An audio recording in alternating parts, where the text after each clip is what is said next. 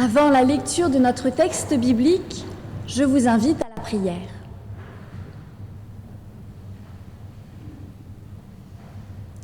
Éternel notre Dieu, nous voici devant toi pour entendre une parole qui vient de toi. Nous t'en prions, ouvre notre cœur et notre esprit afin que nous puissions comprendre ce que tu cherches à nous dire aujourd'hui, afin de trouver en ces mots anciens une parole de vie et de ressourcement qui puisse nous guider et nous conduire tout au long de cette semaine. Amen.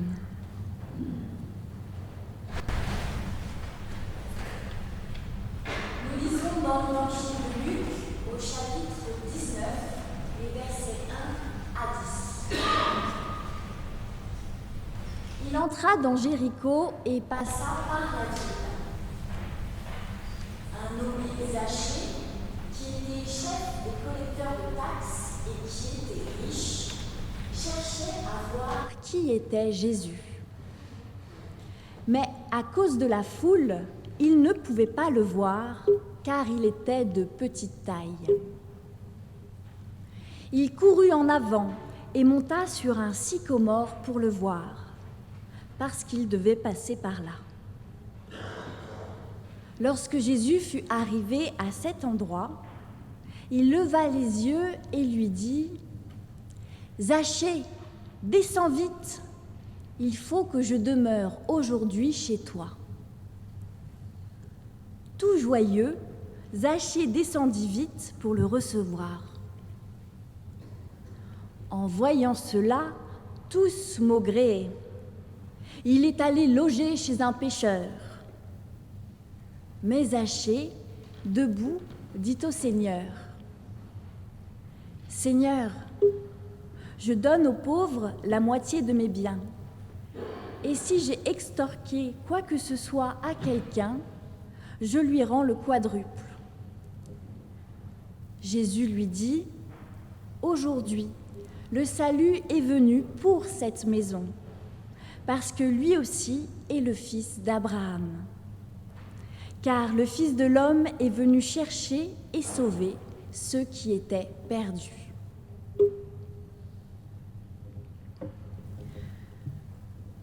Hier, j'ai été invitée par une des branches de nos éclaireurs à venir passer une après-midi pour réfléchir à un texte biblique.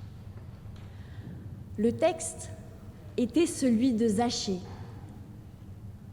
Aujourd'hui, je vous propose ce même texte afin de partager avec nos éclaireurs un temps de communion.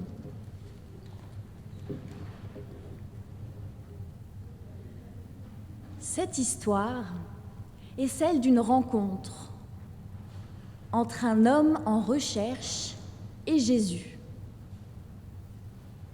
Une rencontre qui aurait très bien pu ne jamais avoir lieu.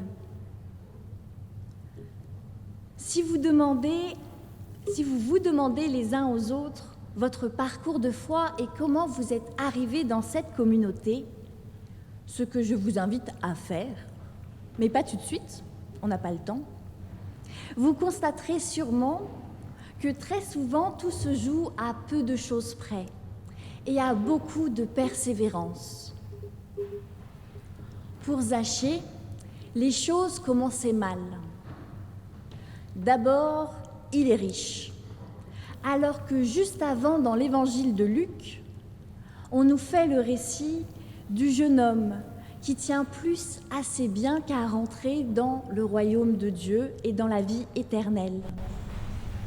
et avec cette phrase De Jésus si difficile qui nous dit qu'il est dur pour les riches d'entrer dans le royaume de Dieu. Ça, c'est juste avant notre texte.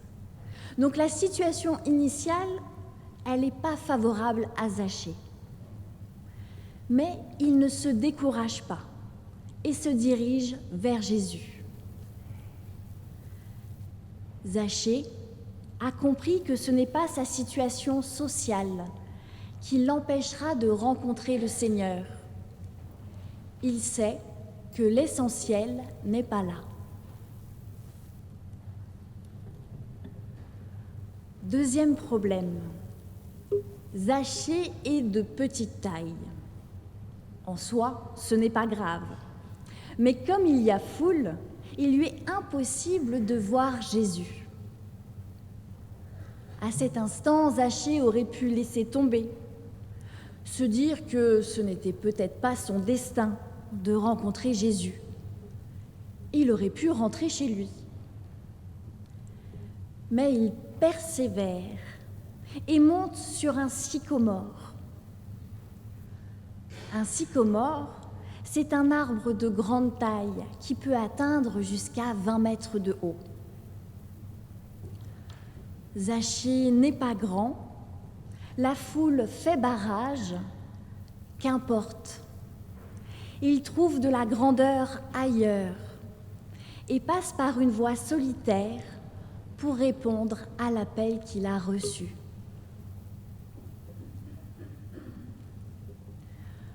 Le dernier obstacle qui aurait pu empêcher Zachée de rencontrer Jésus et de placer sa foi en lui, c'est la peur. Parce que Jésus ne se contente pas de saluer Zachée, de lui donner un autographe et de s'en aller. Il lève la tête, il le regarde, il l'appelle par son nom, lui demande d'entrer dans sa maison, dans son intimité et de faire son choix rapidement.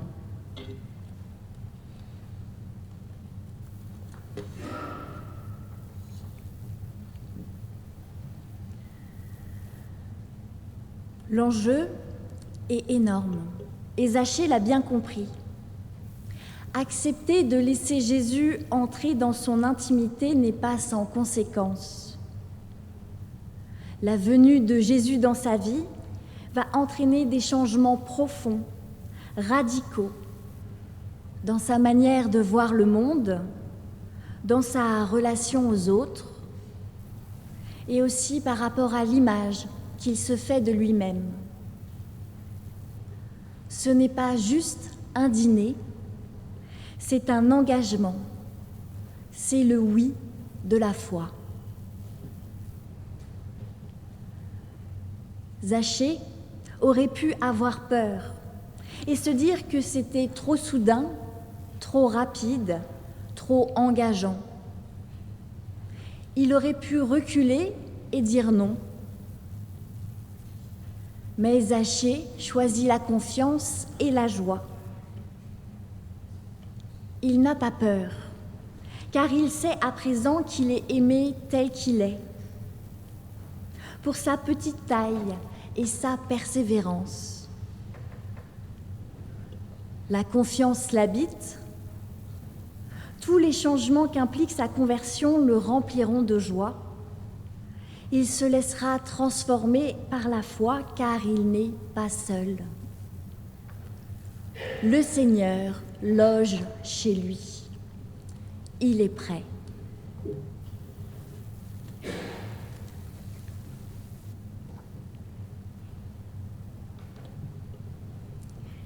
Il me reste un peu de temps. Alors, je vais vous parler d'un autre grand personnage dans cette histoire. La foule. Car si nous pouvons nous identifier à Zachée, nous sommes aussi très souvent la foule.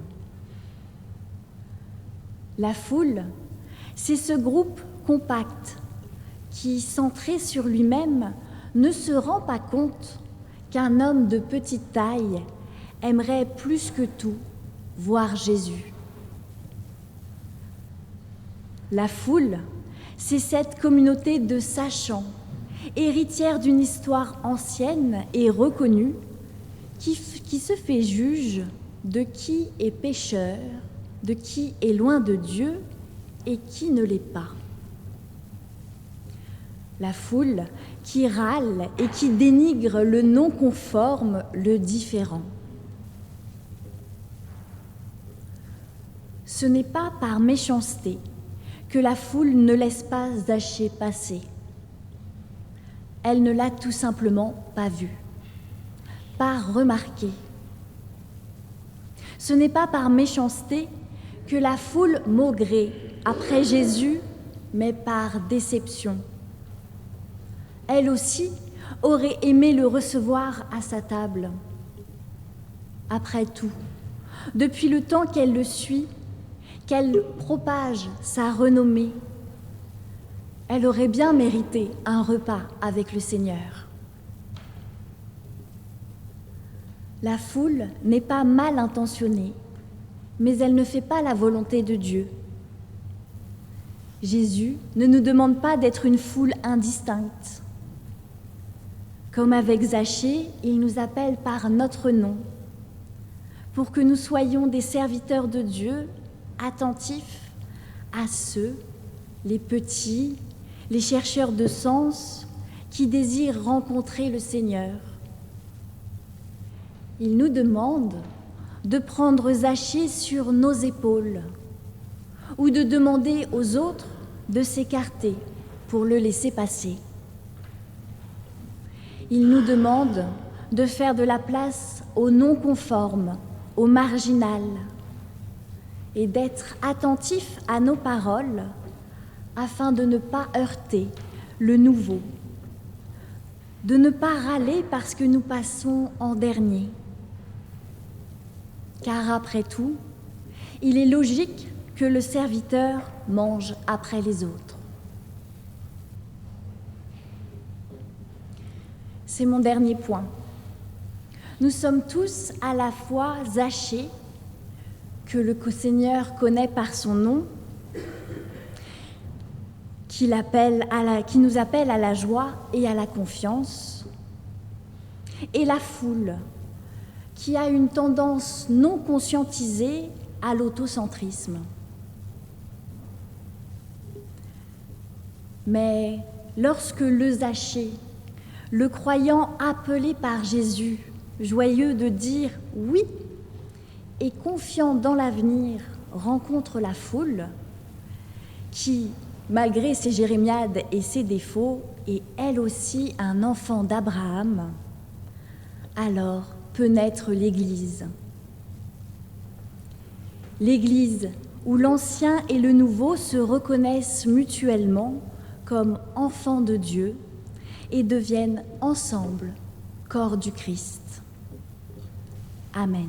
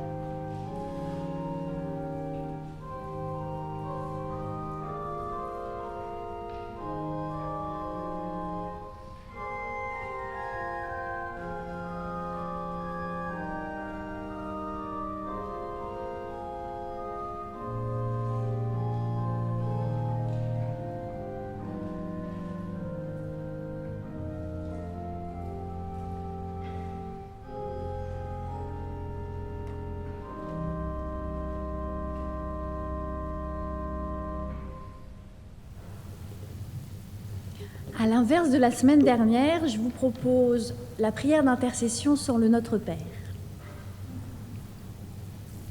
Je vous invite à la prière.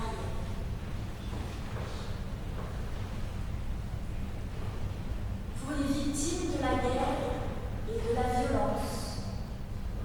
Nous te prions.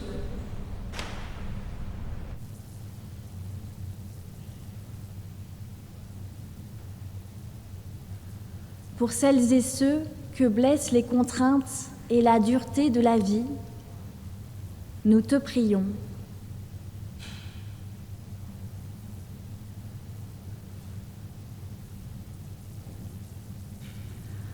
Pour celles et ceux qui doivent affronter la vieillesse ou la maladie dans la solitude, nous te prions.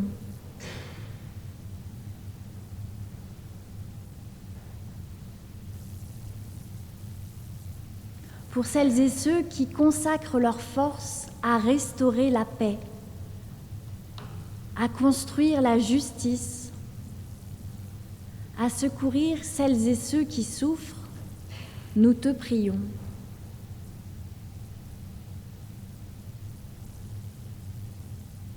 Qu'elles puisent leur force en toi, qu'ils aiment selon tes voies.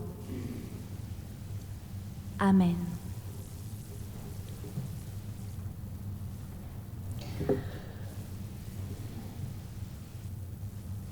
Pour la bénédiction, nous nous levons.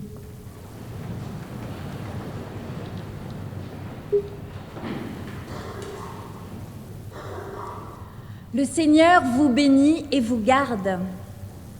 Qu'il garde aussi cette assemblée générale. Qu'il garde nos paroles et nous donne son esprit de sagesse. Amen.